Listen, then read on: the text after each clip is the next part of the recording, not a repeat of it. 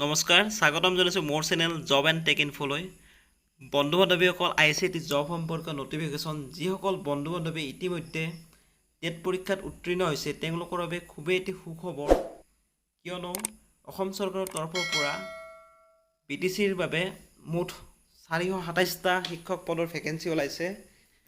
এই ভেকেঞ্চিসমূহ আপোনালোকে কিদৰে এপ্লাই কৰিব লাগিব, লগতে কেতিয়াৰ পৰা আপোনালোকে এপ্লাই কৰিব পাৰিব আৰু এই পোষ্টসমূহ আপোনালোকে এপ্লাই কৰিবৰ বাবে কি ক্ৰাইটেৰিয়া থাকিব, কি এলিজিবিলিটি থাকিব আদি সকলো মই এই ভিডিঅ'টিত আলোচনা কৰিম। আহক ভিডিঅ'টি আমি আৰম্ভ কৰোঁ। বন্ধুসকল, ইয়াতে মুঠ ভেকেঞ্চি ওলাইছে ফৰ LP স্কুলৰ বাবে। LP স্কুলৰ বাবে মুঠ ভেকেঞ্চি ওলাইছে 348টা। মই ডিষ্ট্ৰিক্ট ৱাইজ ইয়াতে ভেকেঞ্চিসমূহ জনাই দিছোঁ। কোকৰাঝাৰ ডিষ্ট্ৰিক্টৰ বাবে মুঠ ভেকেঞ্চি ওলাইছে 103টা, বড়ো মাধ্যমৰ বাবে 44, আছামিজৰ বাবে 59, চিৰাঙৰ বাবে বড়ো মাধ্যমৰ বাবে 13, আছামিজৰ বাবে 8, টোটেল 21। বাক্সাৰ বাবে মুঠ ভেকেঞ্চি ওলাইছে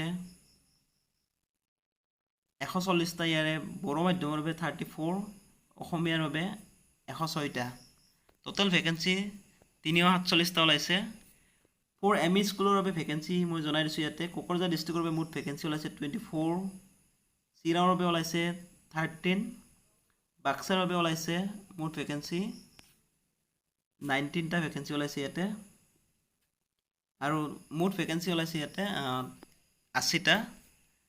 আৰু এই ভেকেঞ্চিসমূহ আপোনালোকে এপ্লাই কৰিবৰ বাবে ইতিমধ্যে এপ্লিকেশ্যনৰ ডেট আৰম্ভ হৈ গৈছে। যোৱা 29/7/2021 তাৰিখৰ পৰা অহা 12/8/2021 ভিতৰত আপোনালোকে এই ভেকেঞ্চিসমূহত আপোনালোকে অনলাইন যোগে আবেদন কৰিব লাগিব। আৰু এই অনলাইন যোগে আবেদন কৰিবৰ বাবে যি অফিচিয়েল ৱেবছাইট, এই ৱেবছাইটটো ইয়াতে আপোনালোকে দেখিবলৈ পাইছে www.debtc.in।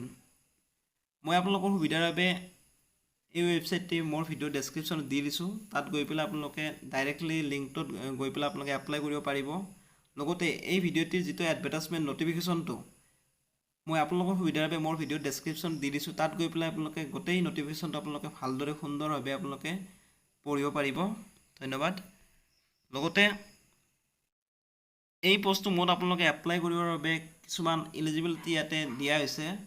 ফৰ এছিষ্টেণ্ট টিচাৰ লোৱাৰ প্ৰাইমাৰীৰ বাবে কেণ্ডিডেটজন হায়াৰ ছেকেণ্ডেৰী পাছ হ'ব লাগিব, লগতে তেওঁ 50% মাৰ্ক থাকিব লাগিব, লগতে তেওঁ DLED BEd ডিগ্ৰীধাৰী হ'ব লাগিব। পে স্কেলটো ইয়াতে দিছে 14,000 টকাৰ পৰা 60,500 টকালৈকে হ'ব। আৰু কেণ্ডিডেটজনৰ BTC টেট অৰ্থাৎ বা অসম টেট পাছ কৰা তেওঁ হ'ব লাগিব। দ্বিতীয়তে এলিজিবিলিটি ক্ৰাইটেৰিয়া ফৰ UP স্কুলৰ বাবে ইয়াতে আপোনালোকে দেখিবলৈ পাইছে। এছিষ্টেণ্ট টিচাৰ পোষ্টৰ বাবে কেণ্ডিডেটজন গ্ৰেজুৱেশ্যন কমপ্লিট কৰা হ'ব লাগিব, লগতে তেওঁৰ DEd BLEd ডিগ্ৰী থাকিব লাগিব। ফৰ ছায়েন্স টিচাৰ পোষ্টৰ বাবে কেণ্ডিডেটজন BSc পাছ হ'ব লাগিব, লগতে তেওঁৰো DEd BLEd ডিগ্ৰী থাকিব লাগিব। হিন্দী টিচাৰ পোষ্ট আছে ইয়াতে।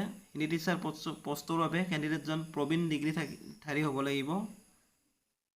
ইয়াতে পে স্কেলটো ইয়াতে আপোনালোকে দেখিবলৈ পাইছে 14,000 টকাৰ পৰা 60,500 টকালৈকে তেওঁ দৰমহা লাভ কৰিব। লগতে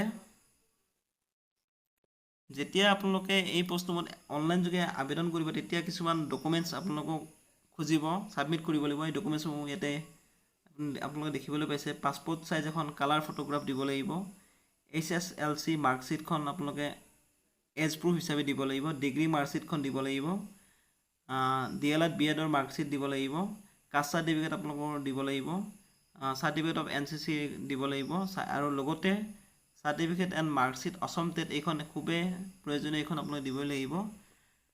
যদি ভিডিঅ'টো ভাল লাগিলে মোৰ চেনেলটো আপোনালোকে ছাবস্ক্ৰাইব কৰিবলৈ নাপাহৰিব। লগতে জব সম্পৰ্কীয় লগতে এডুকেশ্যনেল সম্পৰ্কীয় বিভিন্ন ভিডিঅ' মোৰ চেনেলৰ মাধ্যমেৰে আপোনালোকে আগন্তুক দিনতো পাব। ধন্যবাদ।